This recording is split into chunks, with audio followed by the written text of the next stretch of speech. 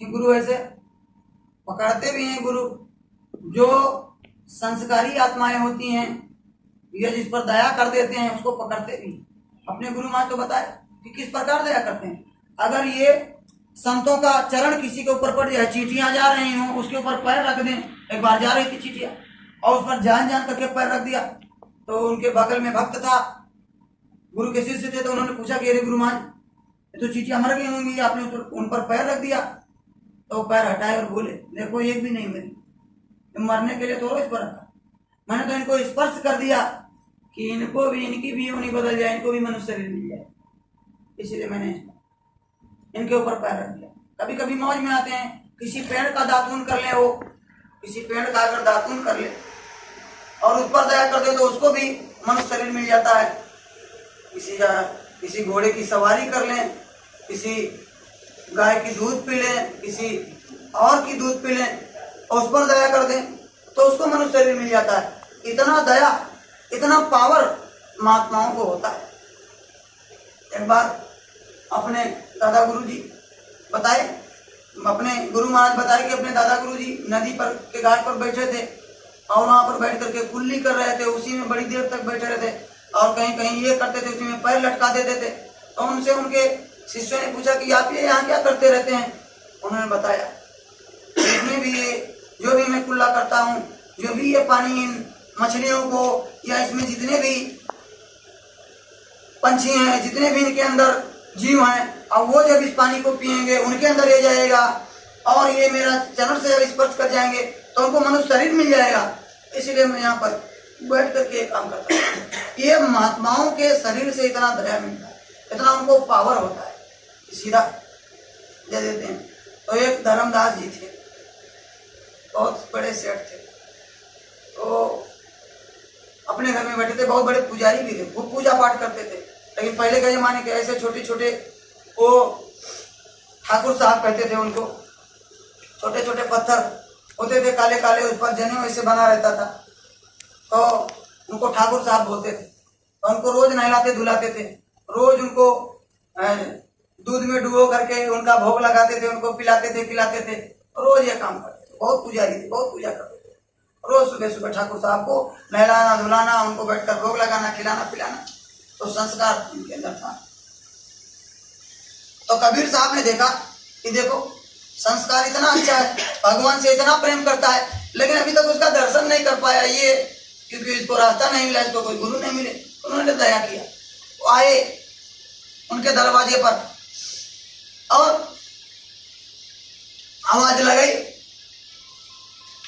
तो उनकी पत्नी, जो धर्मदास की पत्नी थी, वो भोजन बना रही थी। तो आज के जैसे गैस वैस नहीं चलता था, सिलेंडर नहीं था, पहले लोग लकड़ी पर चूल्हा जलाते थे, लकड़ी से जलाते थे। तो वो भोजन बना रही थी, भोजन बना रही थी, तो वो निकली और ये भी निकले। ये सेठ जी बुलाए, थोड़ा तो अंदर गए, लेकिन पहले ही बता दिए कि आप लोग बड़े पापी, बड़ी पापिनी है ये। अरे कैसे पापिनी, हम लोग तो इतना पूजा पाठ करते हैं, किसी एक जीव को मारते भी नहीं, कभी दान दक्षिणा भी करते हैं, सब कुछ करते हैं, पापिनी क्यों बता दिया आपने, कैसे पापिनी है। तो कहा, जा देख, जो लकड़ी जला रही है तू, जो तेरे चूल्हे पर लकड़ी जल रहा है, देख कितने जीव इसमें जल करके मर रहे हैं। वो दौड़ती हुई गई, देखी, और इधर फिर इनको कुछ जगाने के लिए ये जो पूजा पाठ कर रहे थे उसी समय नहला धुला रहे थे। वही ऐसे बरामदा होता था, बरामदे में बैठ करके नहला धुला रहे थे उसको, अपने ठाकुर साहब को। तब वो बोले, ये भगवान 50 ग्राम के, ये 150 ग्राम के, ये 200। अब कोई किसी के भगवान को ये कहा कि तुम्हारा ये 50 ग्राम का है, 100 ग्राम का है, 150 ग्राम का, तो कितना कष्ट होगा। तो उनको बड़ा कष्ट हुआ, अरे ये हमारे भगवान को 50 ग्राम 100 ग्राम बोलते हैं, 150 ग्राम बोलते तो हमारे भगवान है, और ये इनको 50 ग्राम, ये इसका वजन बताते हैं। इतना कह करके और वो चले गए। तब तक उसकी पत्नी गई थी और वहां चूल्हे के लकड़ी में ऐसे पटका और देखा दीमक, उसमें कई दीमक जल गए और कई जलने वाले थे। उसको तुरंत उसने बुझाया, पानी डाला और बाहर कर दिया लकड़ी को और बाहर आकर के बताया अपने पति से कि अरे वो तो कोई साधु महात्मा नहीं थे, वो तो स्वयं भगवान थे।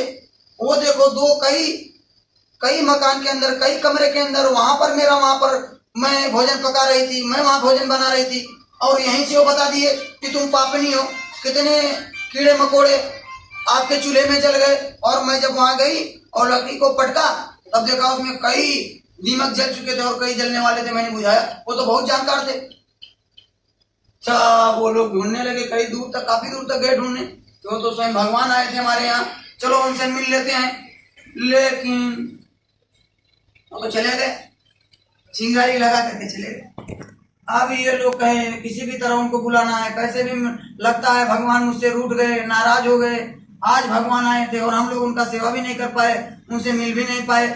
तब उन्होंने क्या किया, उनकी पत्नी ने कहा कि ऐसा करते हैं, भंडारा करते हैं और जितने भी साधु संत हैं, जितने भी महात्मा हैं, सबको बुलाते हैं, सबको, और भोजन अपने हाथ से परोसते हैं।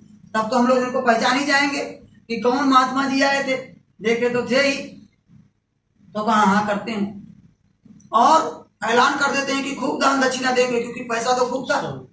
और उनकी पत्नी ने यह भी कहा, क्या कहा कि जहां गुड़ होगा वहां तो चींटी आएंगे ही। मतलब गुड़ का मतलब समझते हो, मिठाई जहां रख दोगे वहां तो चींटियां आएंगी, लगेंगी वहां पर, कमीला तो आएंगे ही उस मिठाई को खाने के लिए, चींटे तो आएंगी भाई धन दौलत लेने के लिए और बढ़िया बढ़िया खाने के लिए तो आएंगे ही। साधु महात्मा इसलिए जाने जाते हैं, कहते हैं राज दुआरे साधु जन, तीन बात को जाए, क्या माया, क्या मीठा, क्या मान। साधु लोग क्या करते हैं, राजा के दरबार में या बड़े लोगों के दरबार में क्यों जाते हैं, बताया लोगों ने कि क्यों, या तो मीठा खाने के लिए जाएंगे या कुछ दान दक्षिणा लेने के लिए जाएंगे। क्या माया, क्या मीठा और क्या मान, ये तीन चीज के लिए जाने जाते हैं। लोग इसी के लिए आए होंगे, मीठा खाने के लिए, कुछ मांगने के लिए आए होंगे और मान सम्मान पाने के लिए आए होंगे। तो सोचे कि भाई इसी के लिए जाने जाते हैं, तो चलो भंडारा करते हैं, दान दक्षिणा भी खूब देंगे, बुलाएंगे सबको। तो खूब प्रचार किया, जितने भी साधु संत थे, जितने महात्मा थे, सबको बुलाया, खूब बड़ा भंडारा किया।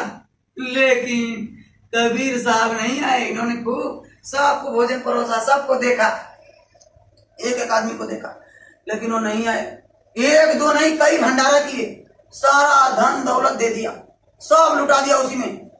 और आखिर में उनको ये हुआ कि लगता है भगवान मुझसे बहुत ही रूठ गया, सब धन दौलत खर्च कर दिया, बिल्कुल कुछ नहीं छोड़ा, सब भंडारे में और दान दक्षिणा करने में सब खर्च कर दिया। कहा लेकिन अब वो लास्ट में ये सोचे कि अब वो नहीं मिलेंगे, अब हमसे बहुत बड़ा पाप, बहुत बड़ा गुनाह हो गया है, अब चलो अब जान ही दे देते हैं, अब कुछ नहीं।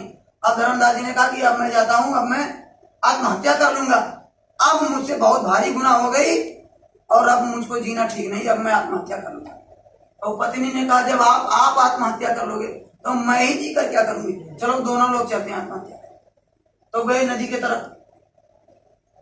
वैसे आत्महत्या नहीं करना चाहिए, परम पूज्य महाराज जी ने कहा आत्महत्या बिल्कुल नहीं, सबसे बड़ा पाप ही आत्महत्या है, आत्महत्या नहीं करनी चाहिए। तो वो लोग गए तो देखे तो वहां पानी कम था, तो बोले यहाँ डूबेंगे तो मरेंगे भी नहीं, चलो थोड़ा आगे चलते हैं। तो और आगे जब गए तो एक बड़ा सा टीला था, उसी पर कबीर साहब ऐसे पैर लटकाए हुए बैठे। तब तक इन लोगों का नजर पड़ गया और गए, ओ कहे भगवान मुझसे बहुत गलती हो गई, आपको ढूंढते ढूंढते सारा धन सब कुछ खर्च कर दिया, लेकिन आप नहीं आए, और अब हम लोग तो आपके यादगार में आपको पाने के लिए हम लोगों ने समझा कि हमारा बहुत बड़ा गलती हो गया हमसे, इसलिए हम लोग जा रहे थे आत्महत्या करने। तब उन्होंने कहा कि मैं वो गुण वाला चींटा नहीं हूँ इतनी जल्दी आए। उन्होंने मतलब अपना उनको वो परिचय दिया उन्होंने, क्योंकि वो तो वहां उसकी पत्नी ने तो वहां बोला था, जब वहां कोई नहीं था, अपने पति से केवल कि वो जहां गुण रखेंगे वहां तो चींटा आएंगे ही। तो जब ये बात उसकी पत्नी ने सुना कि हम तो अपने पति के साथ केवल बोले थे, कोई सुना नहीं था, ये तो इतना अंतर्यामी है ये कि तो वहीं से सब जान गए। तो चरणों में गिर गई और माफी मांगा, फिर उन्होंने बैठा करके उसको नामदान दिया, और खूब जब नामदान मिला तो फिर उनका काम बन गया। तो ये तो पहले संत महापुरुष परीक्षा लेते थे, लेकिन बाद में एक ऐसा भक्त हुआ